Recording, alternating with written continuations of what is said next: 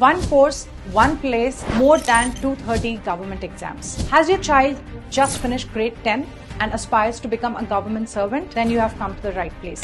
We, Veranda IAS, has come in collaboration with Tapasya College of Commerce and Management and brought to you an exclusive program, Integrated Civil Services Program. In order to make sure that your kid lands with a government job, we provide on-campus expert-led classes integrated with the regular academics, extensively researched books, AI-powered performance analysis since the day one, experiential learning through post-scholastic elements such as museum visits, internships to the government offices, and visits to historical and political places in Delhi, Agra, or any other such locations across India. Exam-oriented skills to achieve mastery for mains answer writing and making sure that they finish the exam on time, mock interview preparation, enhancing the personality development, mentorship support for exam awareness. Are you ready to make your child take this path to mastery to achieve a government job? Then for further details, please click on the website link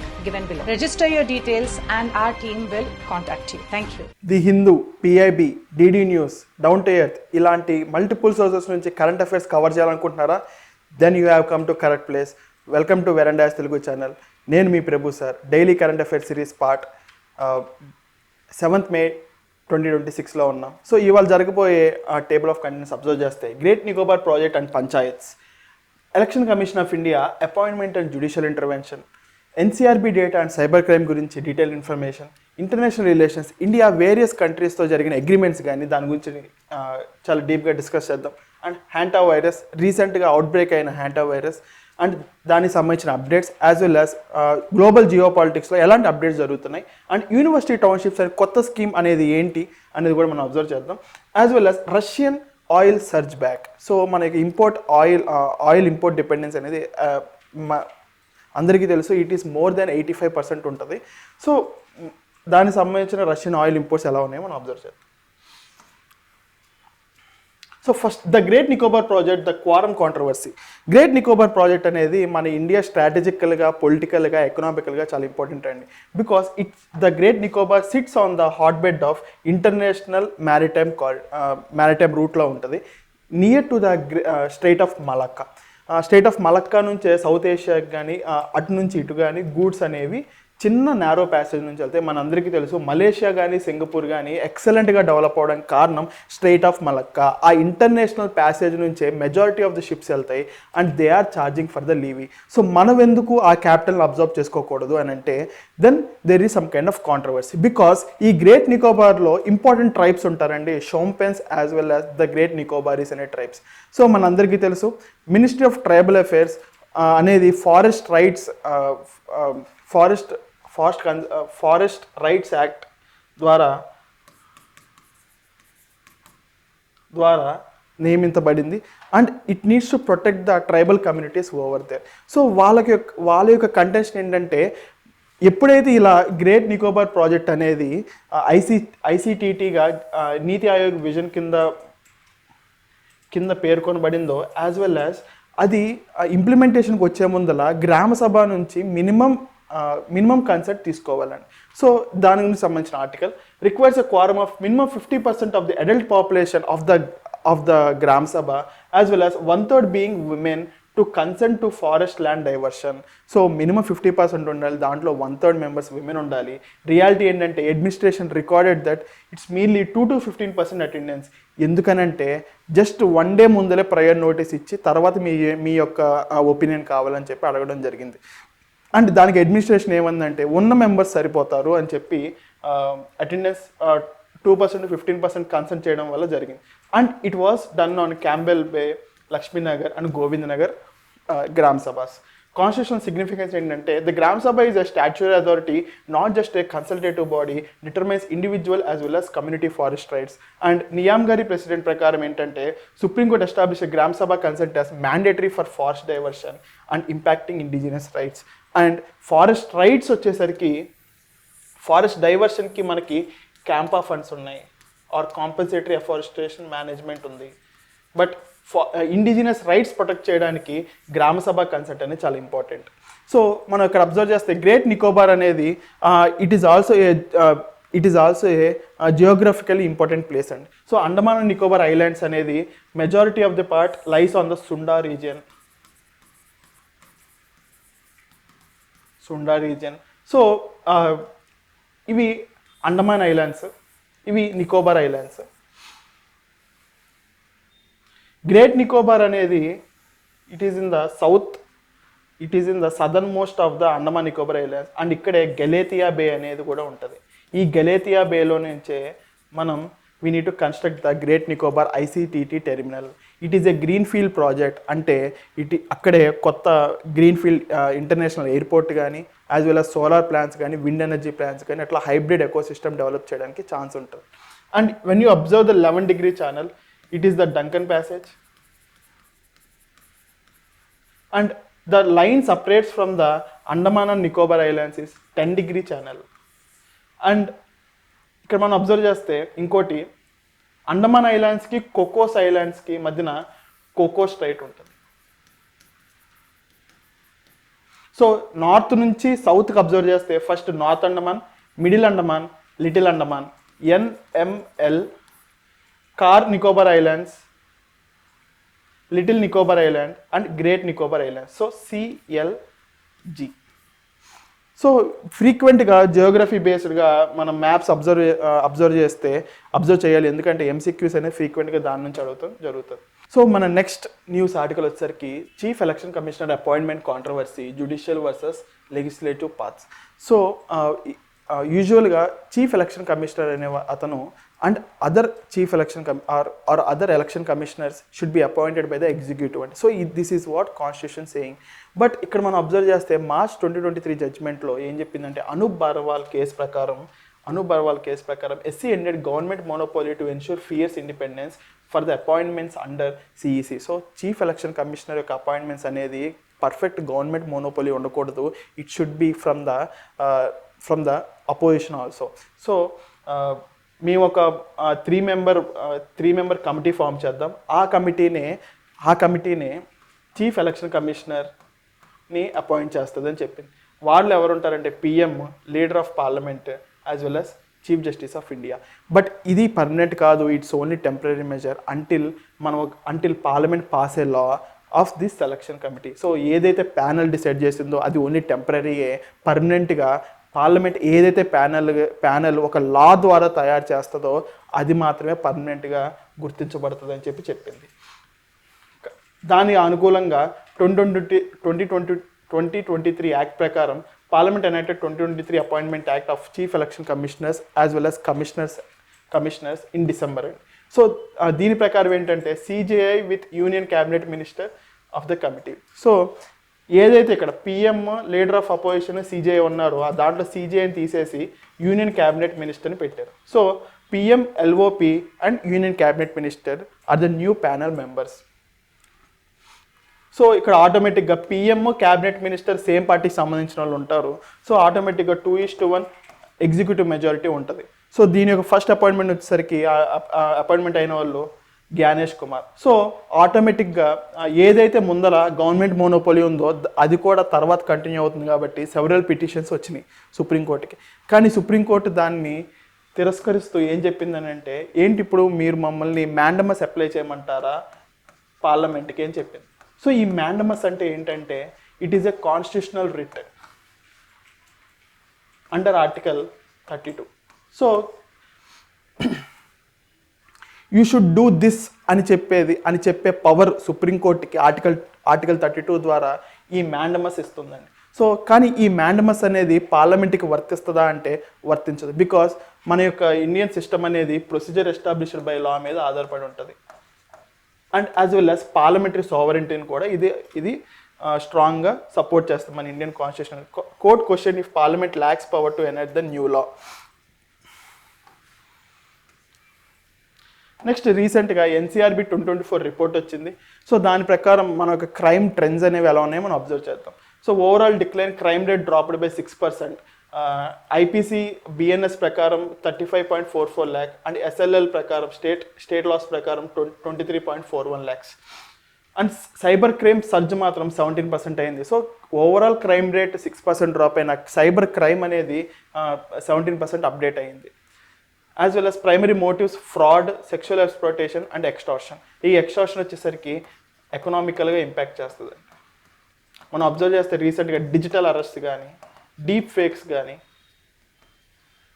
as well as నిన్న మనం current అఫైర్స్లో UADA కూడా రీసెంట్గా దీని గురించి abstraction చేసి NFSUతో agreement చేసుకుంది.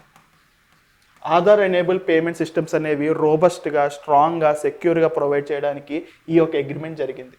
As well as offence against the state అనేది 6% increase అయింది. దీంట్లో damage to public property act అనేది 84.6% కేసెస్ ఉండగా పెరగగా, అండ్ UAPA కేసెస్ 12.5% పెరిగింది. బట్ UAPA కేసెస్ అనేవి చాలా స్ట్రాంగ్ కేసెస్ అండి. అండ్ దీని యొక్క కన్విక్షన్ రేట్ కూడా చాలా తక్కువ ఉంటుంది. అండ్ ఇది గవర్నమెంట్ యూజువల్గా అపోజిషన్కి సైలెన్స్ చేస్తుంది అన్నట్టుగా యూజ్ చేస్తారని అని చెప్పబడిన చాలా ఆర్టికల్స్ ద్వారా. క్రైమ్స్ అగేన్స్ట్ వనరబుల్ కమ్యూనిటీస్, ఎస్సీస్ మీద, షెడ్యూల్ క్యాస్ట్ మీద 3.6% తగ్గింది, షెడ్యూల్ ట్రైబ్స్ మీద 23.1% తగ్గింది. ఇది చాలా మ్యాసివ్ డిక్లైన్ అండి. So these are the data.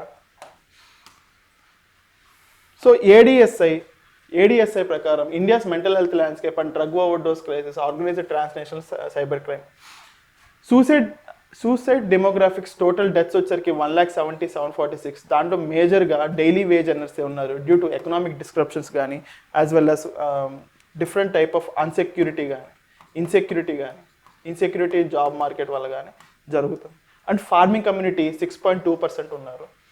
And ఇది మనకి మెజారిటీగా తగ్గింది because of schemes like PM Fasal Bima Yojana, which provides insurance to the farmers. And so drug overdose crisis 50% పెరిగింది.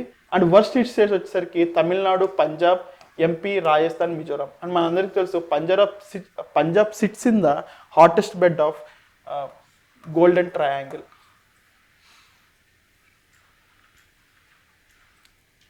Next cyber slavery hubs, transnational syndicates trafficking seekers to south east Asia, primary location Myanmar, Cambodia. So వీళ్ళ యొక్క operations ఎలా ఉంటుందంటే, first passport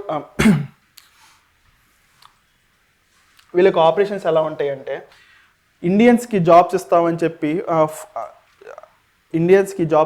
చెప్పి foreign nations తీసుకెళ్ళిన తర్వాత వాళ్ళ యొక్క పాస్పోర్ట్స్ అనేవి కన్ఫిస్కేట్ చేసి వాళ్ళని క్యాప్టివ్ ఫెసిలిటీస్లో ఉంచి force to execute global cyber fraud. So వీటి యొక్క ప్రైమరీ లొకేషన్స్ వచ్చేసరికి మయన్మార్ అండ్ కంబోడియాలో ఉంటాయి. ఇది రీసెంట్ రిపోర్ట్ CBI ఆపరేషన్ బట్టి మనకు అర్థమైంది. మెజారిటీ ఆఫ్ ద స్టేట్స్ వచ్చేసరికి ఢిల్లీ, మహారాష్ట్ర, ఉత్తరాఖండ్, UP మీద సైబర్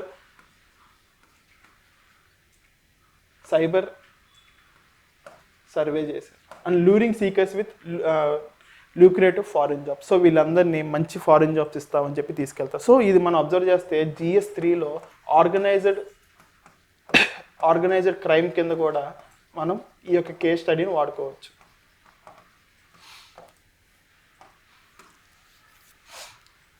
నెక్స్ట్ మనకు ఇండియన్ స్ట్రాటజిక్ పార్ట్నర్షిప్స్ అనేవి రీసెంట్గా మనం 2 కంట్రీస్తో అబ్జర్వ్ చేయడం జరిగింది. అది India Vietnam relations, in India Algeria defence cooperation. So మన యొక్క enhanced partnership to enhanced comprehensive strategic partnership with 13 documents new sign.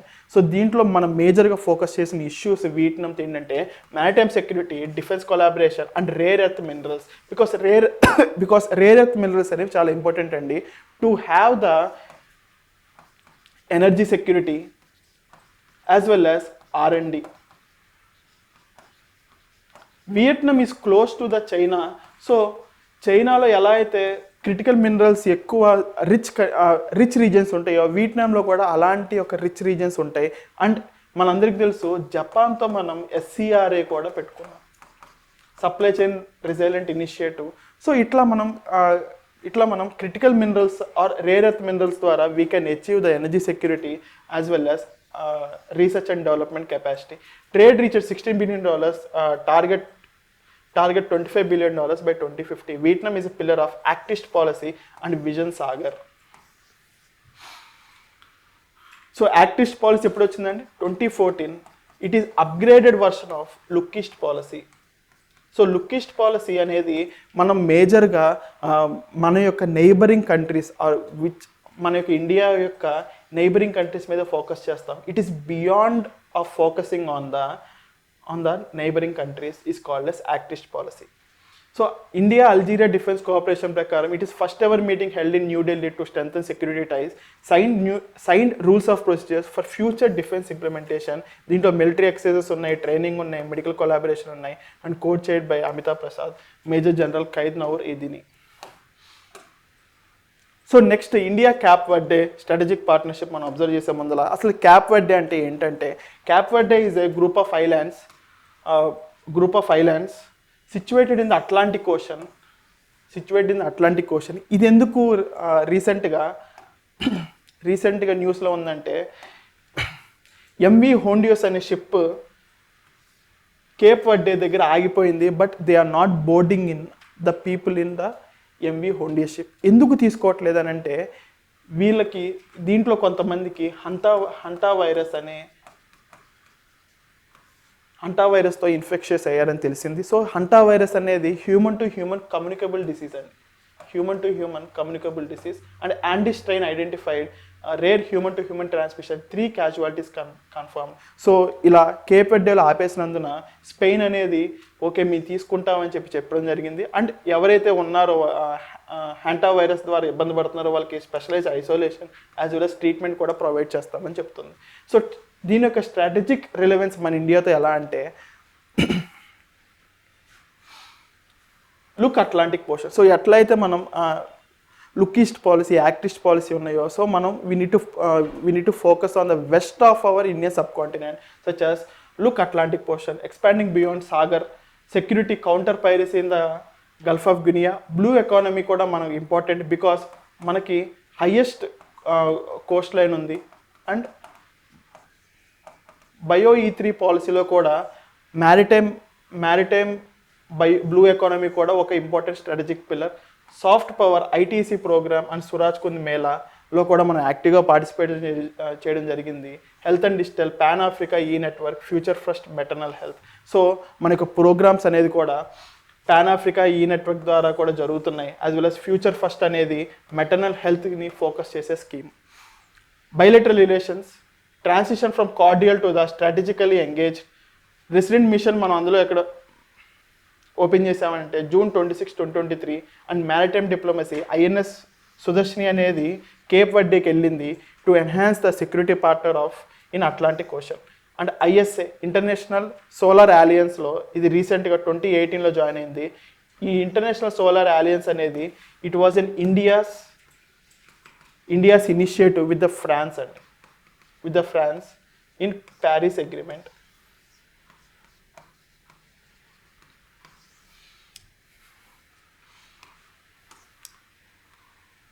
So ఈ యొక్క కేప్ వర్ది అనేది it is a part of ఈకోవాస్. ఈ ఈకోవాస్ అనేది ఇంపార్టెంట్ ఇన్స్టిట్యూషన్ అండి, which is the union of western African nations. And రీసెంట్గా ఈ యొక్క ఈకోవాస్ అనేది 50 years అయింది. So 50 years, 100 years, 25 years, 10 years అనేవి important years for the UPSC asking questions అండి. సో ఈ ఈకోవాస్ నుంచి 3 నేషన్స్ బయటకు వచ్చినాయి, నైగర్, మాలి, బుర్కినా ఫాసో. ఎందుకు బయటకు వచ్చినాయి అంటే, రీసెంట్గా ఈ three nations under the military coup. ఈ ఈకోవాస్ ఏమందంటే, మీరు మిలిటరీ కూప్ నుంచి బయటకు వచ్చి డెమోక్రటిక్గా ఎలక్టెడ్ గవర్నమెంట్స్ని ఫామ్ చేయండి అంటే, లేదు మేము ఫామ్ చేయమనేసరికి ఈ 3 కంట్రీస్ బయటకు వచ్చినాయి. సో ఈకోవాస్ also governs security and internal matters as well as economic partnerships. Majority of the international organizations కానీ గ్రూపింగ్స్ కానీ ఈ ఇంటర్నల్ మ్యాటర్స్ మీద ఇన్వాల్వ్ అవ్వదు, బట్ ఈకోవాస్ అనేది ఇన్వాల్వ్ అవుతుంది. This is the prelims point అండి. సో మనం ఇది కంటిన్యూస్గా రిమెంబర్ చేసుకుంటా ఉంటే then we can remember this institution. So మన నెక్స్ట్ టాపిక్ వచ్చేసరికి నెక్స్ట్ యూనివర్సిటీ టౌన్షిప్స్. ఈ యొక్క యూనివర్సిటీ టౌన్షిప్స్ అనేది ఫస్ట్ టైం NIT గోవాలో పెట్టడం జరిగింది. So what is this university township అంటే, ఫస్ట్ దీంట్లో యూనివర్సిటీస్ అనేవి సైలోస్ అంటే ఇండివిజువల్గా పనిచేస్తే అంత ఎఫెక్టివ్గా పనిచేయవు. It needs to work with one university with another university as well as university with industrial partnership. So ఈ కాన్సెప్ట్నే మనం యూనివర్సిటీ టౌన్షిప్స్ అంటాం, because it reduce the money capital. So ఏదైతే రీసెర్చ్ అండ్ డెవలప్మెంట్ ఒక యూనివర్సిటీలో జరుగుతుందో అది ఈ పర్టికులర్ యూనివర్సిటీ వాడుకోవచ్చు, యాజ్ వెల్ యాజ్ ఈ 2 యూనివర్సిటీస్ చేసిన రీసెర్చ్ అండ్ డెవలప్మెంట్ ఇది కమర్షియలైజ్డ్ ప్రోడక్ట్గా చేసుకుని కావాల్సిన రాయల్టీస్ వీళ్ళకి ఇవ్వచ్చు. సో మనం ఇట్లా చేస్తే ఎఫిషియెంట్గా యూనివర్సిటీస్ని ఇన్ఫ్రాస్ట్రక్చర్ని వాడుకున్న వాళ్ళం అవుతాం. So the Boost regional economic development and student employability by solving real world industrial problems through university research, modeled after Singapore's One North and Japan's Tsukuba Science City. So Tsukuba Science City is in which country ante Japan, One North ante Singapore. So both relates to the university townships. Distributed university town. So distributed university town is limited land and high institute density by digitally administratively connecting them in a single ecosystem. So ఎన్ని universities ఉన్నా ఎలా ఉన్నా కూడా they are connected into a single university system. Key pillars of proposed Goa ecosystem ఏంటంటే resource pooling, high end labs, CSIR, NIO, NCPOR, BITS Pilani, NIT Goa. So వీళ్ళ మధ్యన institutional capacity generate చేస్తూ as well as data అనేది sharing చేస్తూ research and development మీద collaboration జరుగుతూ ఉండడాన్ని university township అంటాం. As well as administrative synchronization, aligned calendars for faculty exchange and cross-institutional courses, local industry linkage, vocational integration, including ITIs to provide the skilled technicians required for the high-end R&D. So local employment generate అవుతుంది, local skill development జరుగుతుంది, as well as local industryతో linkage ఉంటుంది, and resource pooling జరుగుతుంది. Resource అనేది చాలా ఎఫెక్టివ్గా వాడుకోవడం జరుగుతుంది, as well as administrative synchronisation కూడా జరుగుతుంది. సో దీనివల్ల ఆటోమేటిక్గా రెడెండెన్సీ అనేది తగ్గుతుంది. సో మనకు నెక్స్ట్ ఆర్టికల్ వచ్చేసరికి India's oil crisis forced pivot to Russia. So మనం రీసెంట్గా అబ్జర్వ్ చేస్తే యుఎస్ శాంక్షన్స్ విధిస్తుందని చెప్పి మనం రష్యా నుంచి ఆయిల్ అనేది కొనుక్కోవడం మనం తగ్గించేస్తాం. సో దీనికి సంబంధించిన అప్డేట్ ఏంటంటే a dramatic reversal in oil sourcing with in months driven by external crisis rather than planning. So dip ఎక్కడ జరిగిందంటే రష్యా షేర్ హిట్ 41 మంత్లో of 19% in January and 25% in Feb. So 41 month. So మనం యొక్క జనవరిలో కానీ ఫిబ్రవరిలో కానీ మనం అబ్జర్వ్ చేస్తే అది మనం రష్యా నుంచి ఎంత తీసుకున్నాం అంటే 41 మంత్లో ఉంది, but it was bounded to 33.3%. మళ్ళీ 19%, 25% యాజ్ వెల్ as 33% మనం రష్యా నుంచి పూల్ చేసుకున్నాం. And spike share rebounded to 33%, volume crash, overall imports drop 23% March to 15.8 MMT. So మనం షేర్ పెరిగినా కూడా we're reducing our own source from the Russia. Geopolitical catalyst ఎందుకంటే state of Hormuz choke point shut down అయిన తర్వాత so majority of the oil అనేది తగ్గిపోయింది, but oil తగ్గిపోయినా Russia అనేది ఆయిల్ ఇస్తానే ఉంది. And we're hungry on the oil because 89% వరకు we are importing oil. Though we have biofuel policy, ఇలాంటి ఎక్స్ట్రా పాలసీస్ ఉన్నా we're importing more oil from the different kind of nations. But ఎప్పుడైతే state of Hormuz hit అయిందో, choke point ఆగిపోయిందో, then we're suffering from the oil అనమాట. So Russia అనేది open చేసింది and US provided that 30-day moratorium ఇచ్చింది. అంటే నువ్వు oil నువ్వు రష్యా నుంచి బై చేసుకున్నా కూడా మేము మీ మీద ఎలాంటి శాంక్షన్స్ విధించమనేసరికి సో మనం అంతకు ముందల డిస్కౌంట్లో కొనుక్కునే వాళ్ళం. in 2025-2026 India enjoyed an average discount of 3.9% Russian oil, but కరెంట్గా మనం ప్రీమియం పెట్టి కొనుక్కుంటున్నాం around 2.5%. So this is because ఎందుకనంటే Gulf supplied blocked, Russia's leveraged India's lack of alternatives. The pricey purchases graph shows Russian oil crossing the above blue line in April 2026. So, ఇవి మన యొక్క oil imports from Russia and overall oil imports ఇక్కడ వచ్చేసరికి మనం meet అవుతున్నాం.